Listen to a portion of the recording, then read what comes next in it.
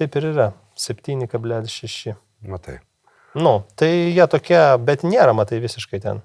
Jie kažkaip, man atrodo, dabar truputį jie atsivirnė. Čia jeigu kam įdomu, apie ką su žygiu šnekam, sveiki visi, labas žygi. Kalbėjau apie Singapūrą, kad Singapūras kaip ir veikianti demokratija, formaliai įmant, bet opozicija susiduria su visokiom bėdelėm. O kas baisiausia, kad ten kūniškos bausmės yra. Ir jeigu ten Singapūrė nepadoriai elgsitės ir vaikščiosit su halatu, pro kurį matosi plaukutumai, tai gausit bizūną. Ir yra tikra istorija, nežinau kiek tikra, aš skaičiau, kad kažkoks Britas ten nusižengė ir gavo bizūno smūgių kirčių. Keliasdešimt ar 14. Ir po pirmo smūgio jis apolpo žmonės tiesiog nepakėlė to skausmo. Ir ten Britų ambasada įsivėlė, paleiskite, ar ten piniginį kažkokį ekvivalentą sumokėti. Ne. Ir jį laikė ir jam leido atsigauti ir sekančią ar dar sekančią dieną jį ten plakė ir va tokia. O šiandien, Žygi, kiek tu policininkui davei kyšio, kad tave įleistų pas mane į kiemą? Aš žinau, kyšio tai iš vis nežinau, aš iš vis turbūt gyvenime nesidavęs. Nesidavęs? Kažkaip man, aš nelabai toks, kaip čia pasakyti, medikams ten, bet ten jau po tai nekyšio. Na, čia ta diskusija buvo, ar čia gali leisti, negali leisti, žinai. Arba ten, pažiūrėjau, restorane. Aš esu davęs, bet aš iš karto Ne, tai restorane tipsai nėra. Čia nekyštis, sakau, jeigu duodi, tai nekyštis, kaip ir jau dalinai. Taip. Jeigu šalis sutarė, kad jos abi žino, kad gaus po to, tai žinai. Ne, tai čia negerai. Labai pilka zona. Aš tikrai esu davęs kyšį, bet čia tais laikais, kai mes buvom laukiniai, iki praktiškai 2000-ųjų pradžios, esu medikams, man atrodo, ne, bet policininkams yra tekę, nes policininkai buvo mentai tada ir mes buvom laukiniai. Bet po to tai, kažkaip man nekyla. Ir Latvijos policininkus davęs kyšį, čia buvo 2002-2003. Oho, jis man davė gražos. Tu mėgsti čia jau klausyk ekstremaliai. Jis man davė gražos, aš važiavau į Rygą. Ir važiuojant, jau miškas netoli Lietuvos sienos, sustabdau už greitį ir rusiškai, aišku, susidarm skolką, kažkaip 20 ar 30 litų paėmė litais, davė man gražos. Aš tai mokėdavau, aš nespaždavau iš visų kyšių, nes gal aš toks truputį žinai kitaip, bet tai tos baudos ten nebūdavo labai didelės, nebent kažką labai prisidirbi, gal, pavyzdžiui, jeigu girtą pagauna, bet aš matai nevažinėdavau girtas. Ten dar viskas priekį. Tai jau ko už greitį ten nieko nėra. Aš žinau, dabar Latvijai ten daugiau gal buvo, ten buvo gal kokį 50 latų gal buvo. Bet aš tai kažkaip, tai žinau, gal tikrai permastau dabar, kam dar gali duoti? Ir Latvija policininkų arba ugniagesiams, kad išgelbėtų. Ugniagesių reitingai tradiciškai pasitikėjimo yra aukščiausia arba vieni aukščiausi Lietuvoje. Tu gali institucijoms duoti ten, jeigu, tarkim, kažkoks tai su kažkokiais tai statybom, statybų sektorius toksai labiausiai, sakyčiau. Kažkokios tai irgi, jeigu reikia aš nelabai įsivaizduoju, kažkaip tai aš taip, man tas labai patinka, kad yra dalinai privatų sektoriai tam tikrose srityse. Tai čia tiesiog tokia kaip, sumokė, gal kažką ir gauni greičiau geriau, bet tu taip formaliai. Moki vežė. Moki ir vežė, moki ir gauni. Man toks modelis geresnis, toks vis tiek skaidresnis yra. Nebereikalo apie tai užėjo kalba, nes Žygis šiandien savo Facebook'e išspausino tekstą, apie tai, kad korupcijos suvokimo indekse mes pakilom aukščiau jau Amerikos ir esame aukščiau ES vidurkio, nestovim vietai. Ir ironiška, kad Skvernelio fone tai kalbam, nors Skvernelis dar nėra nuteistas, tai būkim, žiūrėkim. Matai, tai čia ir gerai, kad pakalbėjom. Šiaip bendra situacija yra ta, kad čia yra korupcijos suvokimo indeksas. Klausia, nuomonių pagrindę verslo atstovų. Čia gyventojų yra darom, kaip ir apklausa, čia vėlgi nėra toksai rodiklis. Čia kraujo tyrimai, kur tiek ir tiek. Jo, ir čia dar klausimas, kaip jie ten daro su tom šalim, kur ten, žinai, negalės sakyti. Kito tokio tyrimo nėra ir kai kartais žmonės sako, tai ką čia per toks suvokimo indeksas, ką čia, bet tai tas, kuriuo remiamas, reiškia, jis ne iš pirštų išlaužtas, jis yra... Taip, ir jau jie eilę metų matuoja ir pakankamai koreliuoja, aš taip sakyčiau, nes yra tikrai šalis, kuriuose ten ta korupcija yra didžiausia. Ten koks Sudanas, žinai, Afganistanas, Baltarusija, jeigu Europą. Baltarusija irgi labai. Baltarusija mažas petty corruption, nes ten gali patekti kalėjimą, jeigu mentui duosi, bet instituciniam lygmenį didelis. Ko Baltarusija niekada nepripažins, draskys tavo akis pas mus, suznal sensimočin boriutsa. Labai kovoja pas mumis su šitu. O ten dugne Europos Baltarusija. Rusija dar žemiau. Ukraina jau Rusija aplenkė. Tai čia taip nuo pradžių, jeigu pasakyti, gerai apie Ukrainą pasakyti, Ukraina iš tikrųjų buvo prastai labai prastai, Ukraina apskritai tokia buvo jokia, iš esmės, jeigu taip bendrai prispažįstant prieš ypatingai 2014 metus, tai tokia buvo kaip niekieno žemė dalinai, ne, tokia niekas apie nieko nerašė, jinai tiesiog buvo ir buvo. Ir vat kai prasidėjo revoliucijos, kai jinai pradėjo suartėti, reiškia, viena dalis jos, didesnė dalis norėjo sudėti su Europą, kita dalis norėjo ten pasilikti, kaip čia sakyto. Ten aš nevadinu suartėti su Rusija, nes jie labiau ten sovietinį tokia mentalitetas, kad norėjo tą išlaikyti tą sovietinį visą ten Donbaso, tie visi reikalai ir panašiai. Aš irgi nemažai tų dokumentinių žiūrėjau vienas, bet ten labai geras, to parekomenduosiu, ten jis toksai buvo labai taip išarti tos įvykius visus nušvietęs. Bet dabar už kito, aš jeigu gal prisiminsiu, po to pasakysiu, toks labai fainas, žinai, aš pats esu ten buvęs, tai daug kas dar Lietuvoje yra buvę, tai žinote situaciją. Bet esmė yra, kad Ukraina tokia buvo labai, labai ir korumpuota ir dabar jinai gerėja stipriai ir Ukraina aplenkė Rusiją ir artėja, kas įdomiausia, prie Vengrijos. Vengrija ją važiuoja, ten tai blogai, ten blogai. Tai Slovakija irgi blogai. Slovakija ten kur skandalas. Ten korupcija, viskas. Taip. Ne tai, kad troliuoja, čia tai tiesiog akmenyje išražyta. Tai apie tai rašė Nobelio premijos laureatai 24 metų.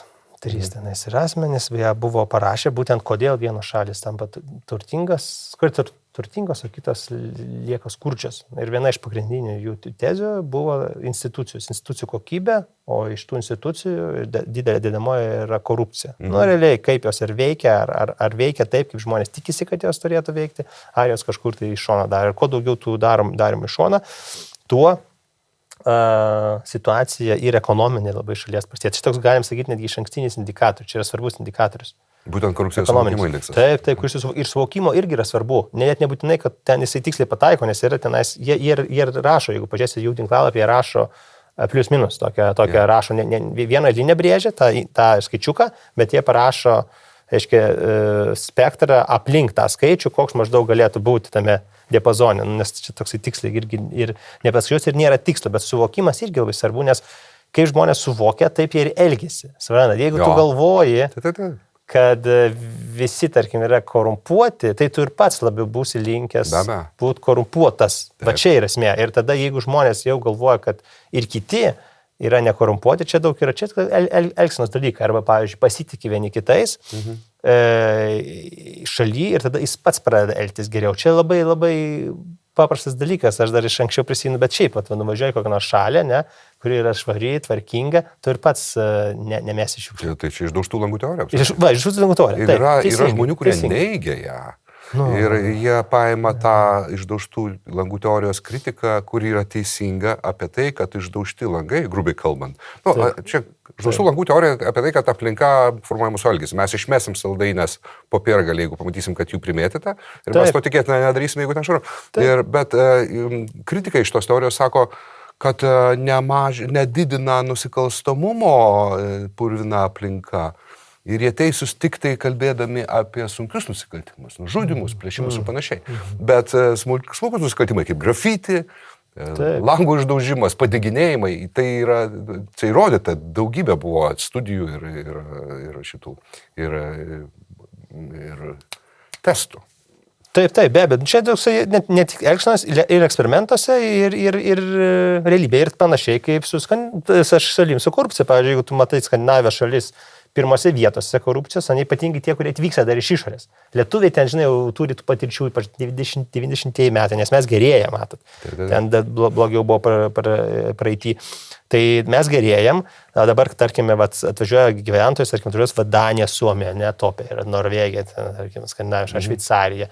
Tai, pavyzdžiui, kokia tikimybė didesnė, kad tu, jeigu labai kažką užsirauni, tarkim, eismo kažkoks incidentas, tarkim, ten gramą paėmės ar kažką, tai ar tu rizikuosi, pavyzdžiui, šveicarų policininkų duoti kyšį? Labai nereiktų tai daryti. Mažas šansas, ten Moldovas visą pagarbą ją, arba ten kur ten tas, kas dar yra, Serbija kokia ten, tarkim, vis tiek gal dar surizikuosi. Dokumentų paketėlį su teisėm, bet ten gali už teisų būti pasislėpti, kišoti ausis 20 lėjų ar kiek. Maža ką. Tai aš sakau, toksai, reiškia, tu jau nedrįsti kažko daryti ir tada, kai daugelis žmonių to nedaro, bet tam bendras suvokimas yra, kad šitoj šalyje yra maža korupcija, tai automatiškai jos mažiau ir pasidaro. Tai va čia dėl to tas indeksas yra gerai. Ir kai žmonės tiki, kad mažiau korupcijos, jie keičia savo elgseną, kas yra labai svarbu. Viskas, didžioji dauguma yra elgsena, vat ką ir Nobelio premijos atveju sako.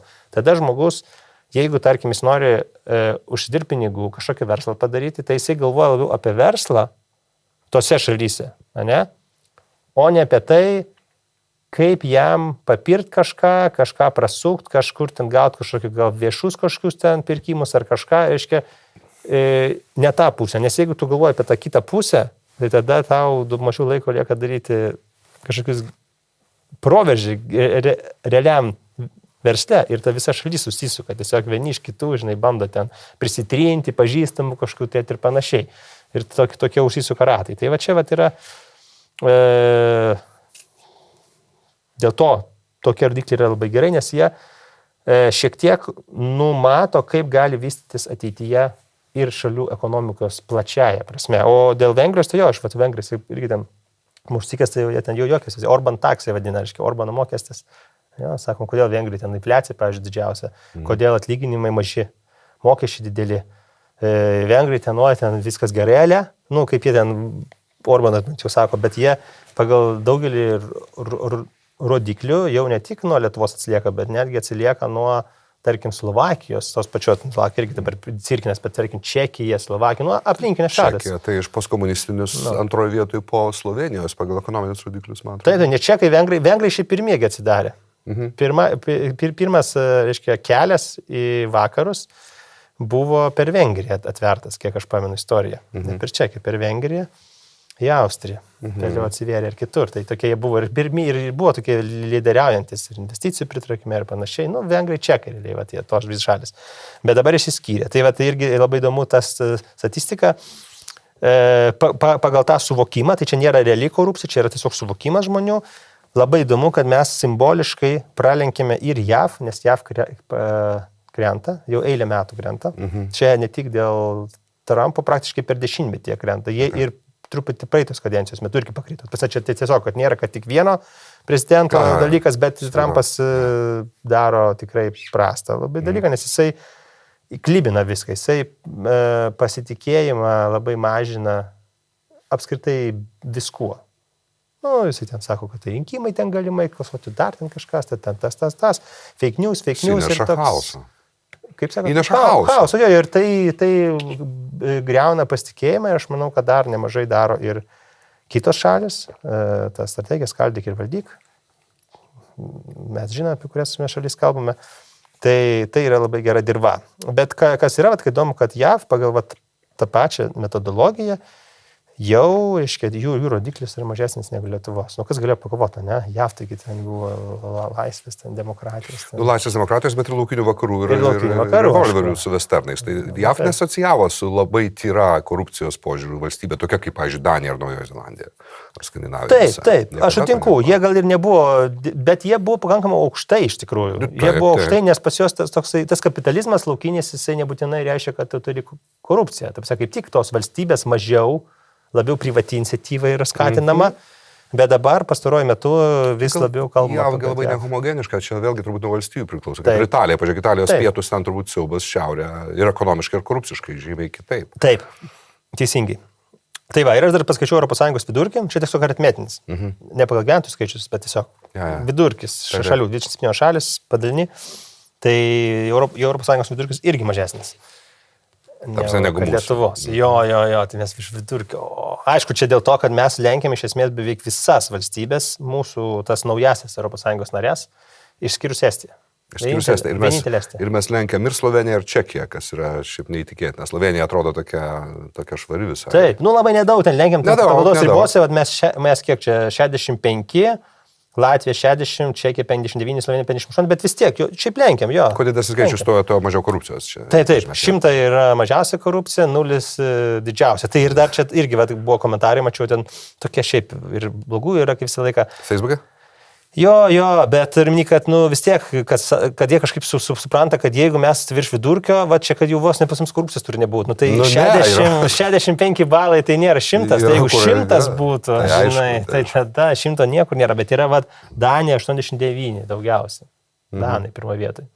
Tai Danai. Švedai šiaip pasmuko. Tai va, tai iš tikrųjų, vertinant bendrai, šitas rodiklis, aš manau, kad yra labai džiugus, vertinant visą dar geopolitinį ir visokį kontekstą, nes vis tiek tai yra mūsų bendra nuotaika, sakykim taip, gyventojų ir verslo atstovų apie korupcinę situaciją Lietuvoje. Ir čia matyt padeda labai ir informacinės technologijos, ir bendrai skaitmenizavimas, skaidrumo didinimas, tai aišku yra iššūkių, mes nesam net arti 100, mes 65.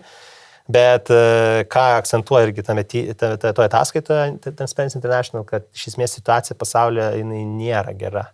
Čia Transparency International šituo. Taip. Bet čia reikia iš to vietoj pasakyti, kad mes senasias vakarų Europos šalis lenkiam seniai jau, Ispanija. Aš nekalbu apie Italiją jau, ne? Ar Ispanija lenkiam? Labiau pietų, kas žemiau mūsų. Vakarų turiuomenį geopolitinę prasme. Taip, senasias, taip, bet yra, mes lenkiam Portugaliją, Ispaniją, Kiprą, Italiją, Graikiją, tai čia ta galiorka.